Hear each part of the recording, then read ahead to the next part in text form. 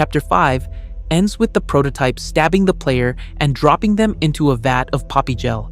Huggy is gone, Kissy is gone, Poppy is captured, Giblet pulls you out, tells you what happened, and the last image of the chapter is Dr. Harley Sawyer's backup activating in the data center. The story didn't close. It opened something else. And that's actually where things get complicated, because Chapter 5 was supposed to be the end. Isaac, the game director for the first 3 chapters, confirmed it on Twitter in a thread that the community has been pulling apart since it dropped. Someone asked him if the original story outline was used for Chapter 5, and his answer was simple. No, the original story ended in Chapter 5, but some story changes make the old ending very unlikely now. He added that he doesn't blame Mob for the changes, but also that he isn't sure how long the series will continue from here. That one response sparked most of the debate that followed, and honestly, it's easy to see why. So, if the ending was supposed to happen in Chapter 5 and it didn't, then either the story was extended deliberately or the changes were significant enough that the original ending no longer fits. Isaac confirmed the latter. He said Chapter 5 was almost completely different from his outline, while Chapter 4 stayed relatively close. The shift happened specifically in Chapter 5, and it was substantial. He also confirmed that the prototype looked and behaved very differently in the original vision, more grotesque, more horror-focused, closer to a jester head built from scrap and human parts arranged as a warning to other experiments. What we got in Chapter 5 is a different character, not just visually, but in how he acts. Isaac shared concept art that the community has been comparing obsessively since. There's more from the thread worth knowing. Lily had early concept art when Isaac left, but wasn't part of his Chapter 5 outline. Automals, Chum, and Giblet are entirely new additions. The Smiling Critters and Catnap were once allied before Chapter 3 broke that completely, and Ollie was always meant to become the prototype. That was Isaac's plan from the beginning. He just would have built toward it differently. The bittersweet ending he had in mind, not fully good, not fully bad, something emotional and heavy, may never happen now. He was honest about that. But anyway, the story is where it is, and Chapter 6 has a lot to work with.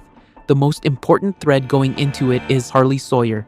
He's alive in the data center, a consciousness trapped in a computer system he didn't choose, monitoring everything that happens in the factory through security cameras. The VHS tapes in Chapter 5 mention a denial component, something Elliot Ludwig developed that could neutralize the effects of poppy gel, which is what makes the prototype practically indestructible. Giblet even says that cutting 1006 in half wouldn't stop him as long as the gel holds.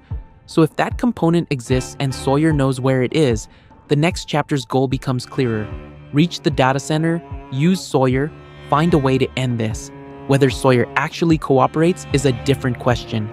He has every reason to want the prototype destroyed after what 1006 did to him, but he also spent 4 chapters manipulating the player and has no particular reason to be loyal to anyone. The working theory is that he cooperates out of necessity and turns the moment it stops serving him. The enemy of my enemy only lasts as long as they share one. Then there's Chum Chompkins, introduced in Chapter 5 with almost no screen time. He's a red Wuggy variant who was working under the prototype while secretly protecting Giblet. When the prototype used him to contain the player and Chum spat them out instead, something shifted. He looked visibly uncomfortable with what he was being made to do. In Chapter 6, the most likely outcome is that he stops serving 1006 entirely and joins the player's side, either directly or by sabotaging something the prototype needs. And honestly, given how the game has been building these kinds of reluctant alliances, it would fit. There's also the underground city visible in the cavern section at the start of Chapter 5. It's enormous, clearly not abandoned the way the rest of the factory is, and nobody knows what's in it. The orphans have to be somewhere. The prototype mentioned them in his dialogue, and whether they're alive, transformed, or something else is one of the questions Chapter 6 will have to answer. Now, something that most people seem to have missed. There's a hidden tape in Chapter 5 where the prototype interrogates a random toy about 23 experiments that disappeared from the factory during the Hour of Joy. The toy names some of them: Gentle John, Roxy, TT, Tamago Turtle. None of these appear anywhere else in the franchise. The prototype is actively looking for them, which means they're either hiding or were taken somewhere during the massacre. Gentle John specifically is mentioned more than once in the tape, and that's usually how this game signals that a name is going to matter later. What? I don't know anything about...